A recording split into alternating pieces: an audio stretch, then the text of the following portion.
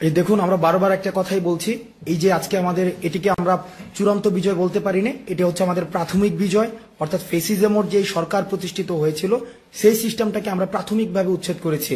কিন্তু আপনাদেরকে সচেতন থাকতে হবে, দেশটা আমাদের, এই দেশটা আমাদেরকে রক্ষা করতে হবে, সংখ্যালঘুদের নিরাপত্তা আমাদেরকেই দিতে হবে এবং আমাদের ছাত্র জনতা সম্মিলিতভাবে এই দেশটাকে গড়ে তুলতে হবে। সুতরাং আপনাদেরকে বারবার বলছি, আপনাদের বারবার একটা জিনিস আমরা বলছি, আমাদের আশেপাশে যারা রয়েছে, আমাদের আশেপাশের প্রত্যেকটা যে পারস্পরিক নিরাপত্তার দায়িত্ব সেটা আমাদেরকেই নিতে হবে। আমি আবারও বলছি, সংখ্যালঘু যারা রয়েছে, সংখ্যালঘুদের নিরাপত্তার দায়িত্ব আমাদের, এবং আমাদের যে ধর্মীয় উপাসনালয়গুলো রয়েছে এই ধর্মীয় উপাসনালয়গুলোর দায়িত্ব হচ্ছে আমাদের।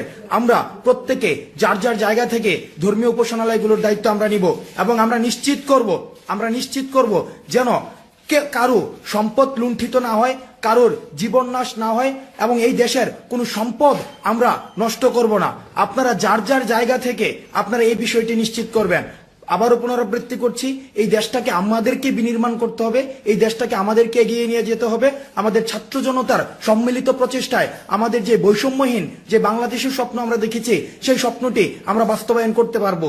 কিন্তু আমরা যে এখন যেটি দেখতে পাচ্ছি যে চারদিকে এক ধরনের যে একটা সহিংস পরিস্থিতি সৃষ্টি হয়েছে, এই সহিংস পরিস্থিতি সৃষ্টি হওয়া এটাকেও প্রতিরোধ আমাদেরকেই করতে হবে। সুতরাং ছাত্র জনতা যারা রয়েছি, আমরা যেভাবে আমাদের ডাকে আপনারা স্বতঃস্ফূর্তভাবে যেভাবে মাঠে নেমে এসেছিলেন, প্রত্যেকে নিরাপত্তা দিতে ঠিক সেভাবেই মাঠে থাকুন এবং নিশ্চিত করবেন আমাদের যেন কারোরই জীবন নাশ না ঘটে, সম্পদ যে নাশ না ঘটে, এবং আমরা নিশ্চিত করব যেন আমাদের কোনো ধরনের আচরণে, আমাদের কোনো ধরনের পদক্ষেপ গ্রহণের মধ্য দিয়ে যে কারো ধরনের জীবন নাশ বা সম্পদ হানি না ঘটে।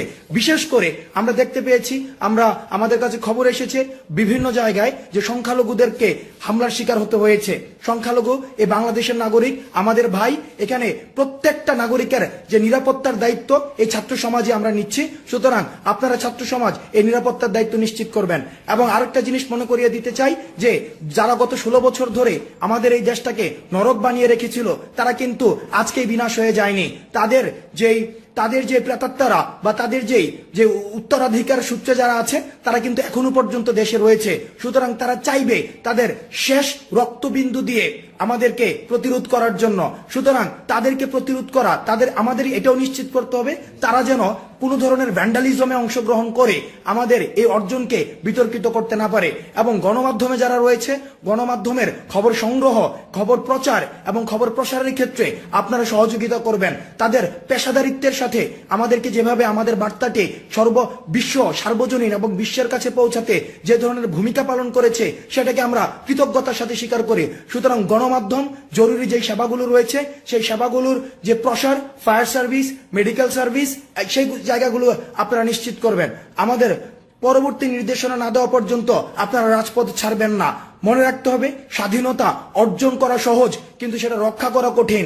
আমাদেরকে যেন কোনোভাবেই কোনো ভ্যান্ডালিজমের সাথে আমরা নিজেরাও যুক্ত হব না, কোনো ভ্যান্ডালিজমে আমরা আরেকজনকে উৎসাহিত করব না। ঢাকা বিশ্ববিদ্যালয়ে যে হলগুলোকে আমরা দেখেছি বিভিন্ন ভাঙচুর করা হচ্ছে, আমরা আপনাদেরকে উদ্দেশ্যে বলতে চাই, বা বিভিন্ন বিশ্ববিদ্যালয়ের হলগুলোতে যারা হচ্ছে ভাঙচুর করছেন, আমরা আপনাদের উদ্দেশ্যে বলতে চাই এই ভাঙচুর আপনারা করবেন না। এটি আমাদের শিক্ষার্থীদের হল, এটা আমরা শিক্ষার্থীরা যারা মেধার ভিত্তিতে সিট পাবে তারাই উঠবে। সুতরাং কোনো ভ্যান্ডালিজম নয়, কোনো সংখ্যালঘু নির্যাতন নয়। সবাই ভালো থাকবেন।